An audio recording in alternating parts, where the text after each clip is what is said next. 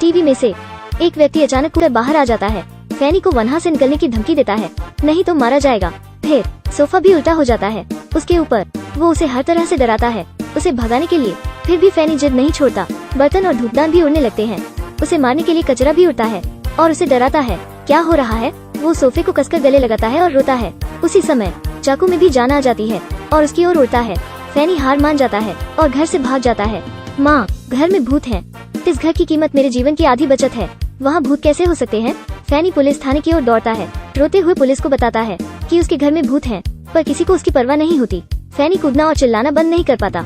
आखिर में पुलिस को आने के लिए मना लेता है। जांच करने के लिए उसके घर पुलिस आती है, लेकिन उन्हें कुछ दिखाई नहीं देता। क्या तुम सच में पागल हो गए हो? और सभी फर्नीचर के माध्यम से अफवाह फैलाते हैं घर में। वे कहते हैं कि अगर वो अगली बार दंगा करता है तो वे उसे गिरफ्तार कर लेंगे। पुलिस के जाने के बाद सोफा फिर से चलता है। फैनी को फिर से भगाने के लिए डराता है। अगले दिन काम पर जाने के लिए सुबह उठना पड़ा। फैनी रात भर सो नहीं पाया था। वो अपना घर नहीं छोड़ सकता। वो बचपन से ही बेघर है। उसे हमेशा धमकाया जाता था। घर खरीदने के लिए उसके पिता ने बहुत मेहनत की थी, फिर वे मर गए। अपने अंतिम समय में उन्होंने ये कहा कि उनके बेटे को अपना घर लेना ही होगा। अपने आधे जीवन मेहनत करके उसने आखिरकार अपने पिता के सपने को साकार कर दिया। वो भूत को धमकी दे सकता है तो वो फैसला करता है कुछ सहकर्मी कार्यकर्ताओं को यहाँ आने के लिए आमंत्रित करना। वो विश्वास नहीं करता। वहाँ बहुत सारे पुरुष हैं, लेकिन वे भूत को डरा नहीं सकते, पर वो पीते रहते हैं। उनमें से एक को उसकी पत्नी का फोन आता है।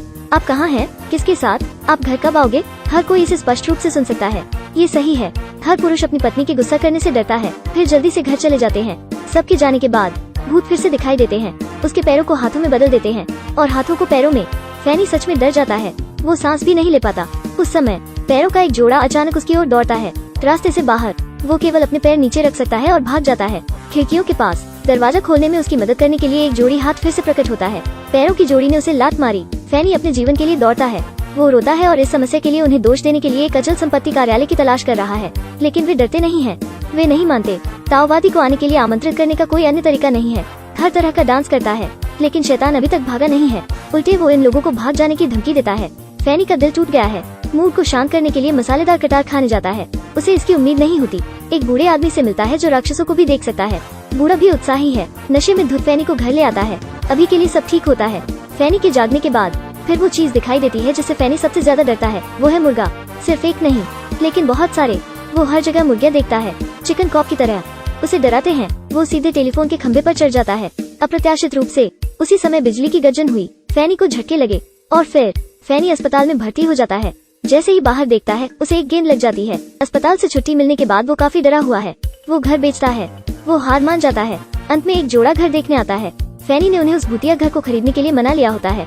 उन्हें वास्तव में खुश करता है, लेकिन जब वे खरीदने के लिए सहमत होते हैं, भूत फिर प्रकट होता है और उसकी गर्दन दबाता है। जोड़ा यह देखता है। वे तुरंत भाग जाते हैं। उसके बाद फैनी बहुत डरा हुआ है और भागता भी है। तभी अचानक घर में सफेद शर्ट में एक लड़की नजर आती है। जल्दी से भागो, यह घर भूतिया है। उसकी आंखें चौड़ी हो जाती हैं। क्या आप मुझे देख सकते हैं? बहुत मजेदार। बस एक जीवित व्यक्ति।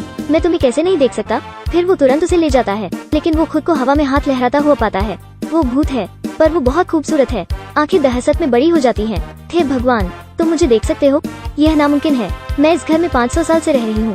फैनी उसे पारदर्शी होते देखता है। वो बहुत डरा हुआ है और बेहोश हो जाता है। तब एक कार्यकर्ता उसे समझाता है, असल में भूत डरावने नहीं होते, बस लोगों में डर होता है। तुम उसके साथ सौदा कर सकते हो। देखो कि क्या तुम एक दूसरे के साथ सद्भाव में रह सकते हो।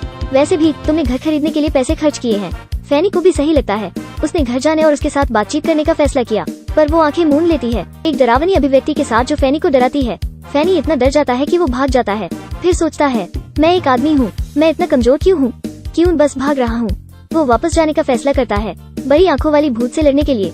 बड़ी आंखें देखती हैं। यह थोड़ा डरावना है। इस फैनी को भूत बनकर भी लोग डरा नहीं सकते। फिर वो फैसला करती है, जब फैनी सो रहा होता है, तुरंत उसका बिस्तर उठाती है। फैनी उसे देखता है, पर अब नहीं डरता। वो फिर सो जाता है। अगले दिन संयोग से फैनी की प्रेमिका आती है। बड़ी आंखें देखती हैं। वो जानती है कि अवसर आ रहा है, इसलिए चुपके से लिपस्टिक छाप देती है फैनी के कपड़ों पर। इससे उसकी गर्लफ्रेंड पागल हो जाती है और उसे पीटती है और पीटती है। बड़ी आंखें भी उसे मार पड़ने का फायदा उठाती है। अंत में वो कुछ बदला ले लेती है, लेकिन अगली सुबह फैनी फिर चौंक गया। बड़ी आंखें आखिर एक महिला भूत होती है, लेकिन हर सुबह वो नहाती है, श्रृंगार करती है और सुंदर कपड़े पहनती है। कुंजियाँ कुंजियाँ कुंजियाँ। फैनी शर्मा जाता है। वो सिर्फ एक भूत है, तो हर दिन इन कामों को करने में अपना समय क्यों लगती है? क्या थोड़ा बदलाव अच्छा है? वो कितना उलझा हुआ है। एक दिन फैनी को एक फोन कॉल आता है। कहते हैं कि उनका घर स्थानांतरित हो जाएगा वनहा एक रिजॉर्ट बनाने के लिए। इससे वो बहुत खुश होता है और सामान पैक करने के लिए घर जाता है और बड़ी आंखों को इसके बारे में बताता है। यह बात सुनकर वो नहीं मानती। तो जब तक वो जीवित थी उसका एक बॉयफ्रेंड था, उसने उसे प्रस्ताव दिया और उसके लिए यह घर बनाया। वे हर रोज एक साथ खुशी से रहते थे, लेकिन उमस भरी रात में वे घर आने के लिए बस में थे। फिर एक्सीडेंट हो गया, चट्टान के नीचे गिर गए, हर कोई घायल हो गया था। जागने के बाद वो अपने पति को खोजने के लिए दौड़ी, लेकिन उसने खुद को देखा और जाना कि वो मर चुकी है। उसे इस बात का डर था कि कहीं उसका पति उसे ढूंढ न सके, तो वो घर आ गई और इस घर की रखवाली की और अपने पति के वापस आने का इंतजार करने लगी। यहाँ तक सुनकर बड़ी आंखें फैनी से भीख मांगती है कि इस घर को न गिराएं। यह घर उसके लिए सब कुछ है। फैनी बड़ी आंखों के आंसू भरे चेहरे को देखता है, वो नर्म हो जाता है। तो अगले दिन वो अचल संपत्ति पक्ष को मना कर देता है।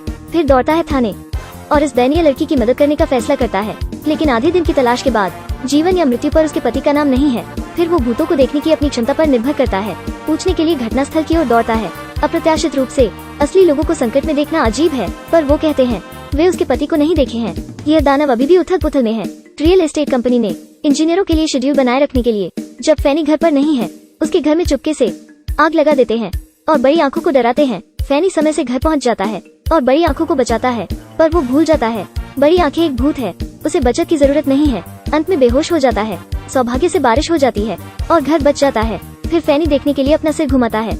उसके पिता जिनका निधन हो गया था, यह वही है जो उसे बचते हैं और उसे उत्साहित करते हैं। तो रो मत, यह कमरा वास्तव में अच्छा है, मुझे वास्तव में यह पसंद है। यहाँ और वहाँ फिर से सजावट करने की बस जरूरत है। अगले दिन जब वो घर की सफाई कर रहा होता है, फिर अचल संपत्ति पक्ष फिर से आता है और कहते हैं कि घर को तोड़ा जाना चाहिए। आज रात आखिरी रात है। फैनी पागल हो जाता है। अपने पिता की इच्छा के लिए, अपने प्रेमी की प्रतीक्षा में बड़ी आंखें के लिए वो अचल संपत्ति पक्ष के साथ मिलकर लड़ने का फैसला करता है। घर तोड़ने के लिए उन्हें उसके शरीर पर कदम रखना होगा, लेकिन वे उसे डराते नहीं हैं। उत्खनन को नष्ट करने के लिए सीधे आने लगते हैं। थोड़ी देर के बाद फैनी का किला टूट जाता है। बड़ी बड़ी निगाहें अपने घर को निहार रही हैं। वो टूटने वाला है। वो केवल अपने जादू के इस्तेमाल से उसकी रक्षा कर सकती है, लेकिन ये ऐसे ही चलता जाता है। यह एक अच्छी तरकीब नहीं है। ठीक उस समय जब बड़ी आंखें इसे संभाल नहीं पाती, खुदाई करने वाला अचानक काम करना बंद कर देता है। तो यह वही राक्षस हैं जो उसे बचाने के लिए संकट में थे और अचल संपत्ति पक्ष को डराते हैं। उनके लिए आपस में लड़ने का समय आ गया है। वे प्रत्येक कार्यकर्ता के अंदर जाते हैं और उन्हें एक दूसरे से लड़वाते हैं, लेकिन अचल संपत्ति पक्ष संतुष्ट नहीं है। घर को खुद ही गिराने का फैसला करता है, पर वो जैसे ही हाथ उठाता है, फैनी को समय पर पता चल जाता है और उसे रोक लेता है। उस समय एक बूढ़ी भूत होती है जो बड़ी आंखों से बात करती है कि वो जानती है कि उसका प्रेमी कहाँ है। जब बड़ी आंखें अपने पति को देखती है, वो तब समझती है कि उसका पति नहीं मरने की कोशिश कर रहा है। उसे डर है कि उसकी पत्नी जाग जाएगी और उसे ढूंढ लेगी। तभी लगता है कि पति को अपनी पत्नी के आने का पता चल गया है। उसकी सांसें रुक जाती है। दो भूत एक दूसरे को गले लगाते हैं। दोनों फैनी को उसके हर काम के लिए धन्यवाद देते हैं। वो घर जिसमें वे अब नहीं रहते, उन्हें स्वर्ग जाना है। फिल्म यही खत्म होती है। मैं नहीं जानता अंत में इस घर को रखा जाता है या नहीं। दाम इरफान ने आखिरकार घोस्ट मूवी के साथ लड़ाई कर ली। क्या आपको यह पसंद है? घोस्ट मूवी खुशी से देखें, हम वाकई गंभीर हैं। ठीक है, कृपया दाम इरफान का अनुसरण करें। देखने के लिए कुछ न होने की चिंता न करें। आपसे अगली बार मिलेंगे।